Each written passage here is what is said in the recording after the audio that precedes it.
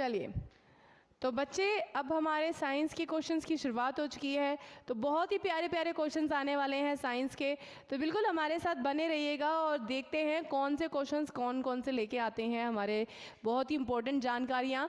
तो बने रहिए हमारे साथ, और हाँ, सभी क्वेश्चंस का बिल्कुल ऑनेस्टली जवाब देना।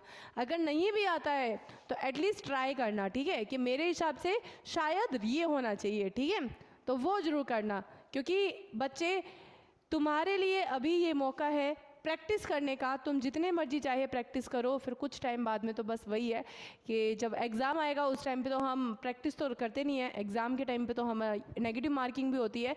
तो अभी जितना गलत होना है हो जाओ, फिर कुछ टाइम बाद में तो सब कुछ सही होने वाला है, ठीक है। तो जी बच्चे, तो सबसे पहले हमारा क्वेश्चन क्या है, न्यूट्रॉन की खोज किसने करी थी? जेम्स चैडविक ने, नील बोर्न्स ने, रदरफोर्ड ने, या फिर न्यूटन ने? न्यूट्रॉन की खोज किसने करी थी? जी बच्चे, और क्लास को लाइक जरूर कर दीजिएगा, और उसके साथ में नए बच्चों चैनल को जरूर सब्सक्राइब कर दीजिएगा, ठीक है। चलिए, तो न्यूट्रॉन की बात करते हैं। न्यूट्रॉन की खोज किसने करी थी? वो थे बच्चे तो चैडविक थे, ठीक है।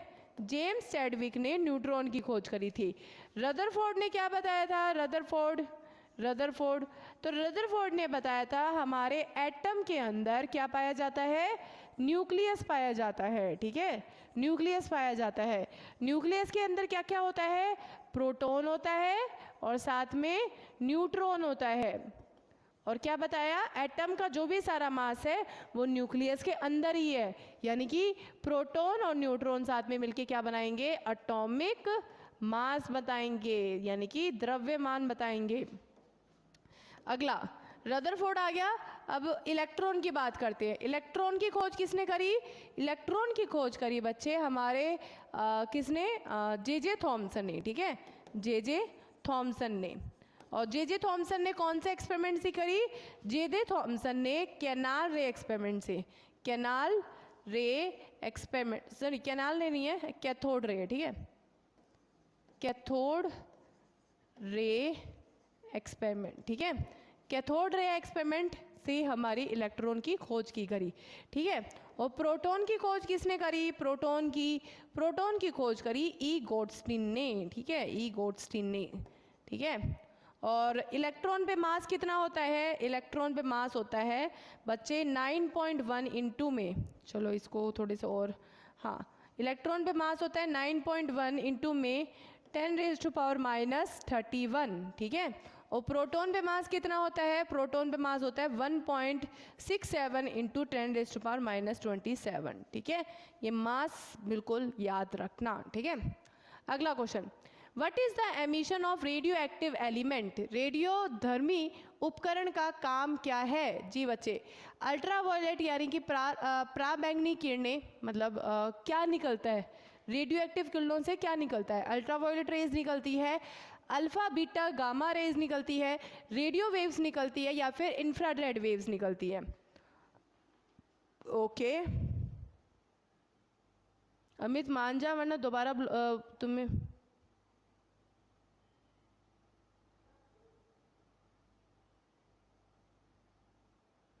अमित देखो, यहाँ पे सभी पढ़ने के लिए आए हैं, सभी लोग बहुत ही सीरियसली होके पढ़ रहे हैं।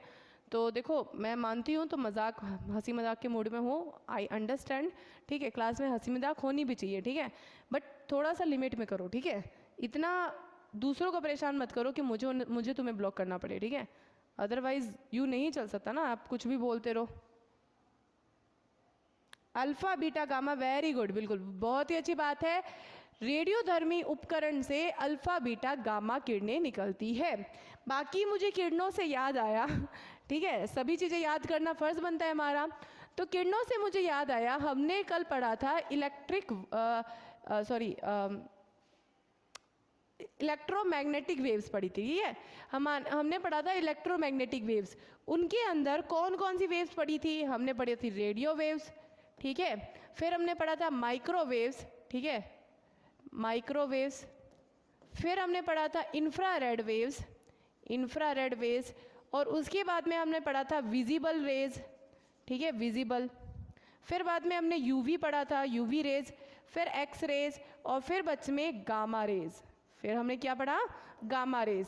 तो हमने जब ये रेज पढ़ी तो इन रेज के अंदर हमने क्या पढ़ा कि रेज के अंदर हम जहाँ जहाँ जैसे ऊपर से नीचे और जाते हैं तो फ्रीक्वेंसी बढ़ रही है, ठीक है, फ्रीक्वेंसी बढ़ रही है, यानी कि गामा रेज की फ्रीक्वेंसी क्या है?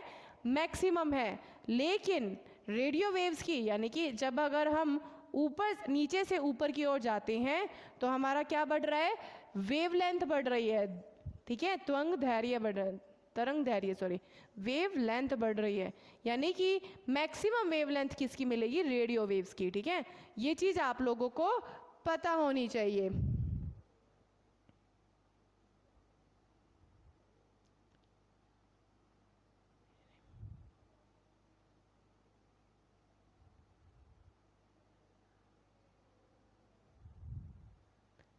जी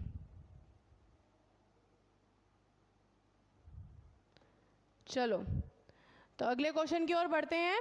अगला क्वेश्चन क्या है? चलिए देखते हैं। रेडियो सक्रियण की घटना की खोज किसने करी? Who discovered the phenomena of radio activation?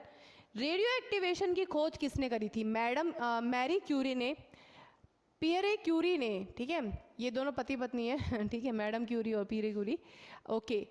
J Thomson या फिर हेनरी बैकवेल, किसने खोज करी है बच्चे? पुराना स्टूडेंट हो तो, पर इसका मतलब ये थोड़ा ना है कि भाई तुम कुछ भी बोलते जाओगे, दूसरों को तंग करोगे। अब लास्ट वार्निंग है, ठीक है।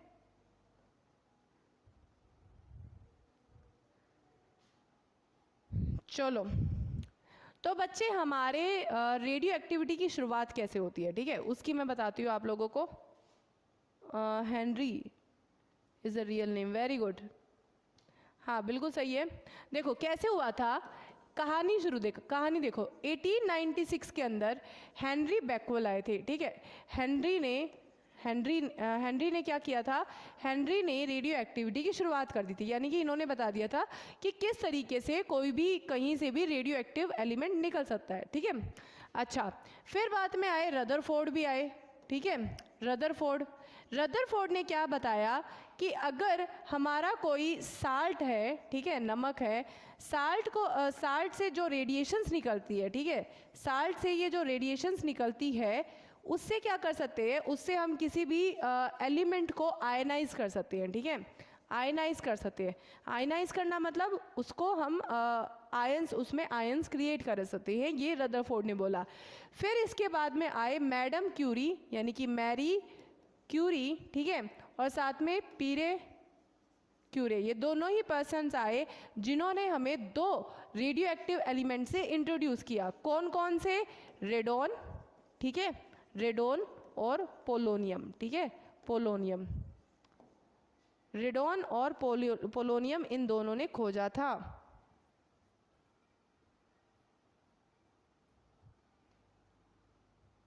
चलो अगले क्वेश्चन में बढ़ते हैं। अगला क्वेश्चन क्या है? अगला क्वेश्चन देखते हैं जी। वायुमंडल में जलने से बचकर पृथ्वी तक पहुंचने वाले उल्काओं का अंश कितना होता है? What is the fraction of meteors that reach the earth after escaping from burning into the earth atmosphere? देखो हमारे जो मीटियोर्स होते हैं, ठीक है, तो वो जब भी हमारे एटमॉस्फेयर से होते हुए धरती तक पहुंचते हैं वो काफ़ी सारे जल जाते हैं। लेकिन अगर जब भी वो एटलीस्ट जब वो धरती पर पहुंच जाते हैं तब उनको क्या कहा जाता है? सितारे, उल्कापिंड, विरूपण या फिर रोशनी। तो बच्चे उनको उल्कापिंड कहा जाता है, मीटियोराइट कहा जाता है, ठीक है। जो हमारे धरती पे पहुंच जाते हैं उनको उल्कापिंड कहा जाता है, ठीक है। अच्छा, मैंने तुम्हें एस्ट्रॉइड्स बताया था, किसी को याद है? एस्टेरॉइड्स क्या होते हैं? एस्टेरॉइड्स होते हैं बच्चे हमारे एक ऐसे छोटे छोटे पत्थर जो प्लैनेट से भी बहुत ज़्यादा छोटे, मतलब एकदम पत्थर टाइप में ही होते हैं, जो सूर्य के अराउंड चक्कर काटते हैं, ठीक है, पत्थर, लेकिन सूर्य के अराउंड चक्कर काटते हैं, ठीक है, चक्कर काटते हैं। समझ में आ गया? ये होते हैं एस्टेरॉइड्स। एस्ट्रॉयड बेल्ट किस किस के बीच में मिलती है? मार्स और जुपिटर के बीच में।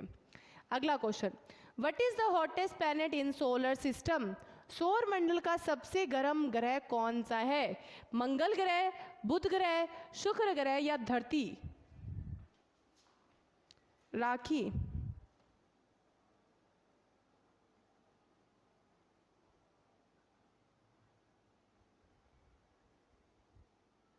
ऊपर से गर्मी है, राखी बेचारी इतनी गर्म हो गई है ना।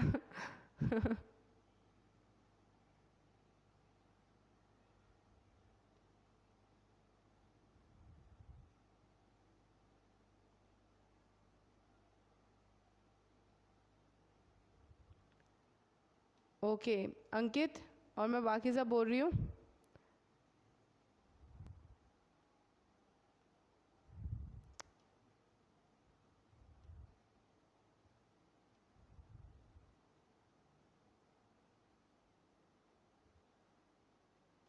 चलो तो अगला क्वेश्चन देखते हैं। अगला क्वेश्चन क्या है जी? सौर मंडल का सबसे गर्म ग्रह कौन सा है? गर्म ग्रह है शुक्र ग्रह। ठीक है, कौन सा ग्रह है? शुक्र ग्रह। सबसे पहली बात, बुध और शुक्र का कोई उपग्रह नहीं है। ठीक है, बुध और शुक्र का कोई उपग्रह नहीं है।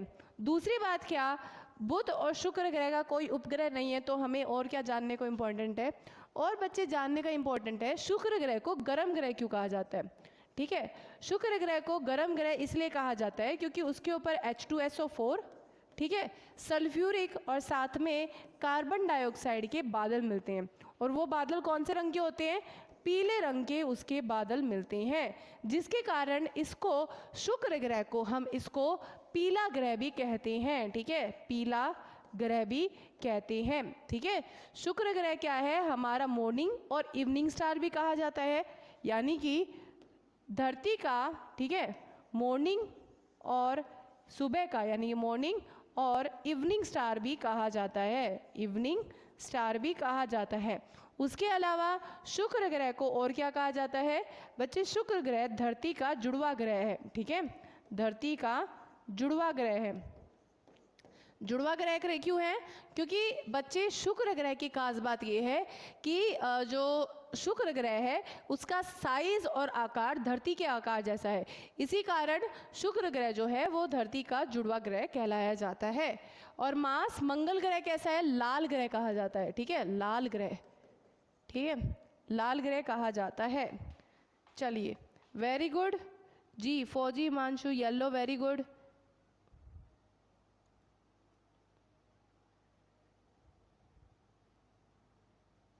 चलो अगले क्वेश्चन पढ़ते हैं। अगला क्वेश्चन क्या है? अगला क्वेश्चन है, what is the speed of light?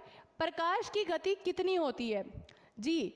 3 × 10 power है। ठीक है, सभी ये पावर्स है। ठीक है, सॉरी 10⁸, दूसरे वाले में 10⁻⁷, तीसरे वाले में कोई पावर ही नहीं है और चौथे वाले में 10⁵ जी। बच्चे, लाइट की स्पीड क्या होती है? लाइट की गति कौन सी होती है जी?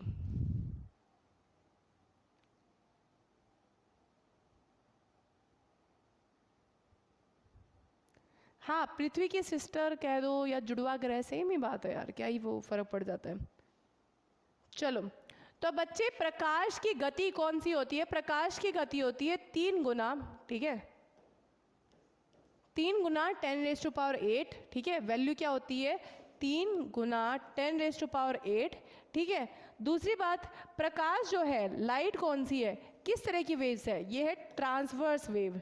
ठीक है, ट्रांसवर्स वेव, ट्रांसवर्स वेव है।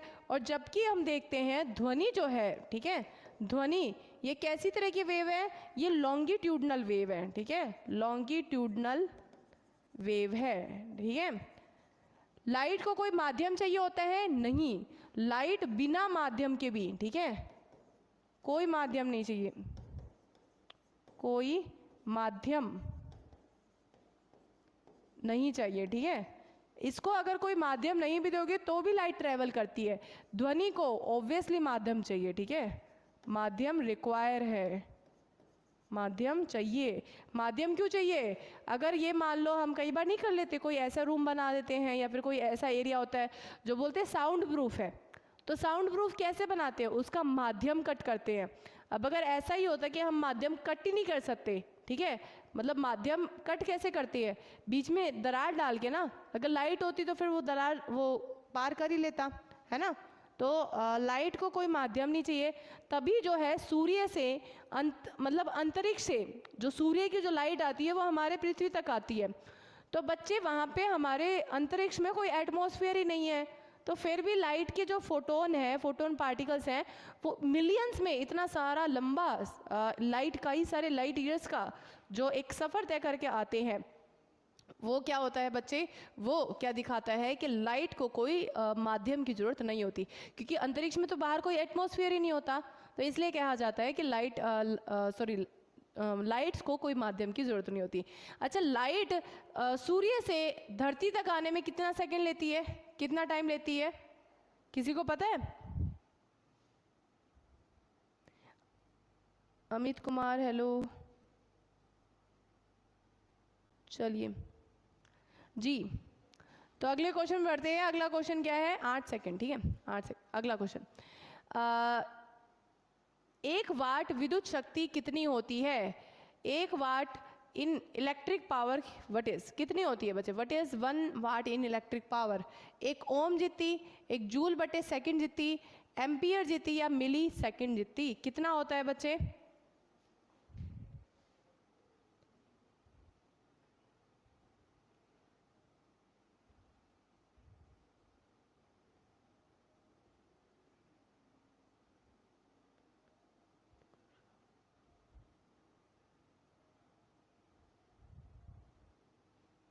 चलो 8 मिनट 20 सेकेंड, वेरी गुड, बिल्कुल सही है। 8 मिनट, लगभग 8 मिनट का समय लगता है, ठीक है।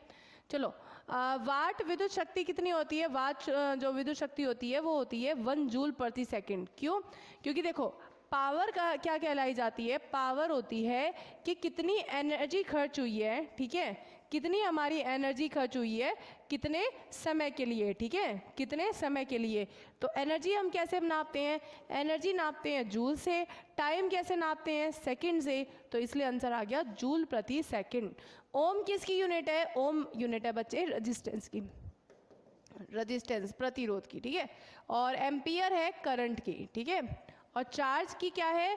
चार्ज की है कूलम, चार्ज की है कूलम, ठीक है, कूलम। अगला क्वेश्चन, अगला क्वेश्चन क्या है? यह कौन सी मिश्र धातु है? अच्छा, इनमें से कौन सा मिश्र धातु है? Which is alloy it is, एक तो लिखा हुआ इतने गंदे तरीके से। इनमें से क्वेश्चन ये पूछ रखा है कि इनमें से कौन सा मिश्र धातु है?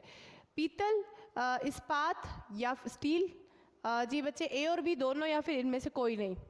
इनमें से कौन सा बच्चे एक मिश्र धातु है? B B B, very good. चलिए, तो जल्दी से बताइए कौन सा मिश्र धातु है? तो बच्चे कौन सा है मिश्र धातु? तो बच्चे मिश्र धातु की बात करते हैं तो दोनों ही हमारे मिश्र धातु हैं। कैसे? ब्रोंज किसका है?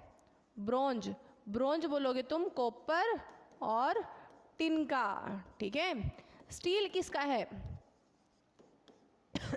सॉरी, तो स्टील है आयरन और बच्चे हमारा किसका?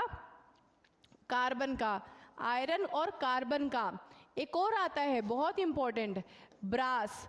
ब्रास किसका है? ब्रास है बच्चे कॉपर और जिंक का, ठीक है, कॉपर और जिंक का। एक और इंपॉर्टेंट है सोल्डर। सोल्डर किसका है बच्चे? टिन और लेड का, ठीक है, लेड और टिन का है हमारा सोल्डर, ठीक है। ये अलॉयज है, इंपॉर्टेंट इंपॉर्टेंट। अगला, natural gas contain the main ingredient, यानी कि प्राकृतिक गैस में मुख्य घटक होता है। क्या होता है? इथेन होता है, मीथेन होता है, ब्यूटेन होता है, प्रोपेन होता है। मुख्य घटक क्या पाया जाता है? वेरी गुड, ए और बी दोनों, वेरी गुड, सब लोग सही आंसर दे रहे हैं जी।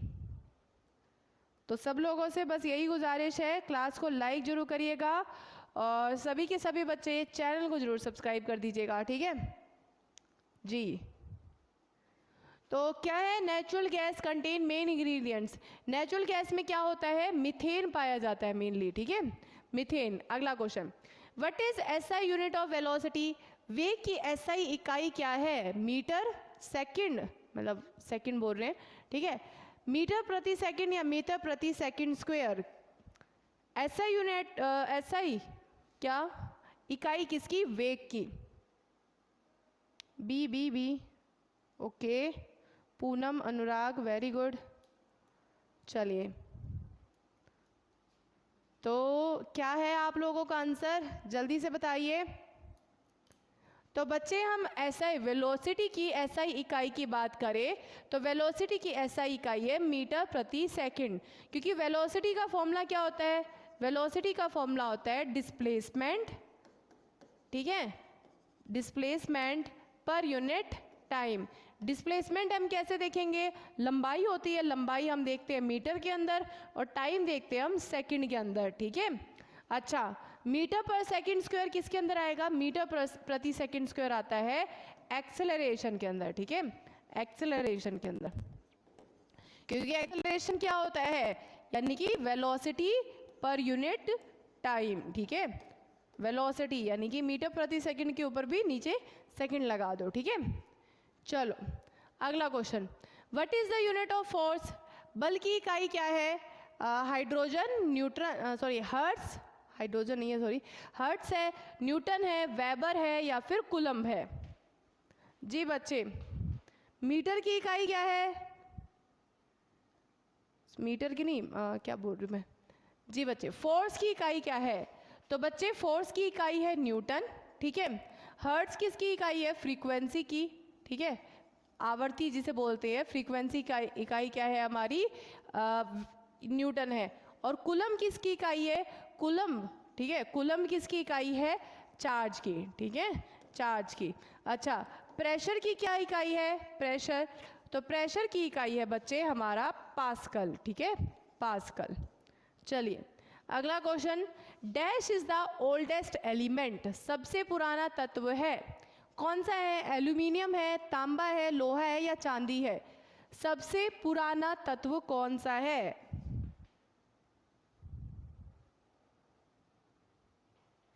जी बच्चे, तो बच्चे अगर हम प्री हिस्टोरिक पीरियड की बात करें, ठीक है, नियोलिथिक एज की, तो नियोलिथिक एज के अंदर हम देखते हैं कि पहली बार मानव के द्वारा कोई मेटल इस्तेमाल किया गया, वो कौन सा था? वो था बच्चे तांबा, यानी कि कॉपर था। तो सबसे पुराना हमारा मेटल कौन सा है? तांबा है, ठीक है, तांबा है। अगला question, what principle does rocket work? Rocket किस सिद्धांत पर कार्य करता है? संवेग संरक्षण के नियम, जड़ता के नियम, लॉ ऑफ फोर्स यानी कि बल का नियम या फिर गति का नियम? चलिए जल्दी से बताइए कौन से नियम के ऊपर हमारा एक रॉकेट काम करता है। अब देखो रॉकेट में क्या हम नोटिस करते हैं, देखो रॉकेट किस वजह से चलता है, उड़ता किस वजह से।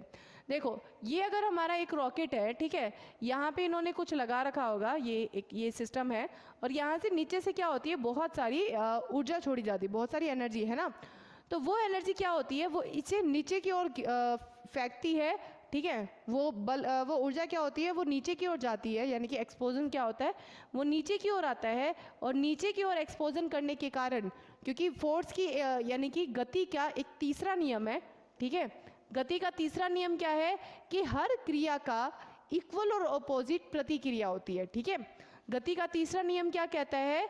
हर क्रिया की इक्वल और समान और अपोजिट, ठीक है, प्रतिक्रिया मिलती है, ठीक है, प्रतिक्रिया मिलती है, ठीक है। तो इक्वल और अपोजिट कैसे आ जाएगा? जैसे कि इस तरफ हमारा फोर्स कहाँ जा रहा है, नीचे की तरफ, बट हमारा रॉकेट कैसे जा रहा है, ऊपर की ओर। कैसे? क्योंकि फोर्स जब नीचे की ओर लगाएंगे तब उल्टी जो दूसरी प्रतिक्रिया है वो ऊपर की ओर जाएगी, ठीक है। तो जिसके कारण हम क्या देखते हैं, रॉकेट ऊपर की ओर उड़ता है, ठीक है। तो लॉ ऑफ मोशन है वो है सही आंसर, ठीक है, लॉ ऑफ मोशन है वो है सही आंसर। तो चलिए आज के क्वेश्चंस की बस यहीं समाप्ति होती है। उम्मीद करती हूँ आप लोगों को आज के क्वेश्चंस अच्छे लगे होंगे। अच्छे लगे होंगे तो प्लीज़ क्लास को लाइक जरूर करिएगा और उसके साथ में चैनल को जरूर सब्सक्राइब कर दीजिएगा। हमारे चैनल का नाम है एक चाणक्य विद्यापीठ। इस चैनल को जरूर सब्सक्राइब करिएगा और और एक चाणक्य विद्यापीठ टेलीग्राम चैनल पे आप लोगों को क्या मिलेगा, हमारे इस क्लास के नोट्स मिलेंगे। तो हमारे क्लास के नोट्स सारी PDF हमारे टेलीग्राम चैनल एक चाणक्य विद्यापीठ पे ही मिलेगी। तो अब बस आज के लिए इतना ही। अब अगली क्लास होएगी ठीक एग्जैक्टली 4 बजे।